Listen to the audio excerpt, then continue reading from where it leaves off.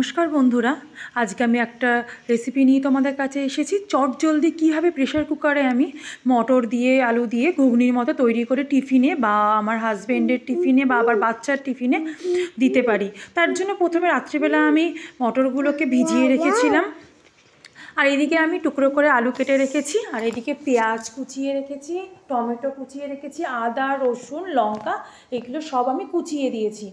আর এদিকে pressure cooker বসিয়ে দিয়েছি, তার মধ্যে পরিমাণ মতো সর্ষের তেল, আর তার মধ্যে দিয়েছি একটা শুকনো লঙ্কা ফোড়ন, আর দিয়ে দিয়েছি জিরে ফোড়ন।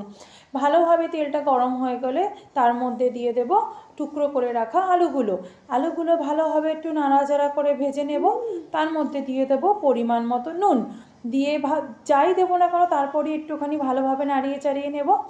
এবারে এর মধ্যে দিয়ে দেবো আমি পরিমাণ মতো হলুদ গুঁড়ো। তো তোমাদের বাচ্চারাও তো সকালবেলা স্কুলে যায়, তোমরা এইভাবে ঘুগনি রুটি করে দিতে পারো, খুব চটজলদি হয়ে যায় এবং খেতেও লাগে অসাধারণ। এবারে ভালোভাবে হলুদটা দিয়ে নাড়িয়ে নিলাম। এবার এর মধ্যে আমি যে কুচিয়ে রেখেছিলাম পেঁয়াজগুলো, সেগুলো একটু হাত দিয়ে ভালোভাবে চটকে একটু ছাড়িয়ে ছাড়িয়ে দিয়ে দেবো আলুর মধ্যেই। এবার তার মধ্যে দিয়ে দিলাম আদা কুচি, দিয়ে দেবো রসুন কুচি, দিয়ে দেবো লঙ্কা কুচি, সব একবারে দেওয়ার পরে আবারও একটুখানি ভালোভাবে নাড়িয়ে নেব।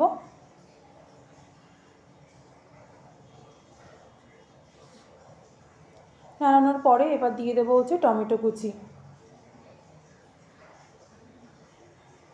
তোমরা পুরো ভিডিওটা দেখো, পুরো ভিডিওটা দেখার অনুরোধ রইল। এরপরে আমি গুঁড়ো মশলাগুলো দিয়ে দেবো, যেমন জিরের গুঁড়ো, লঙ্কার গুঁড়ো, ঝালটা দেবে নিজেদের পরিমাণ অনুযায়ী, আর দিয়ে দেবো সামান্য একটুখানি চিনি।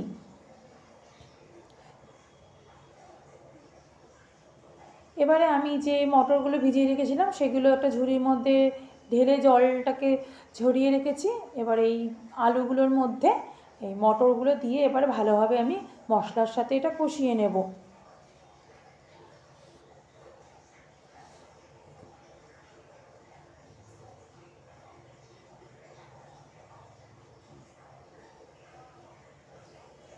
মশলার সাথে আমার কষানো হয়ে গেছে। এবারে এর মধ্যে আমি দিয়ে দেবো পরিমাণ মতো জল দিয়ে এবার প্রেশার কুকারের ঢাকনাটা আমি আটকিয়ে, আমি 5খানা সিটি দিয়েছিলাম, 5খানা সিটি দিয়ে খুলে দেখলাম যে আমার মটর সিদ্ধ হয়ে গেছে।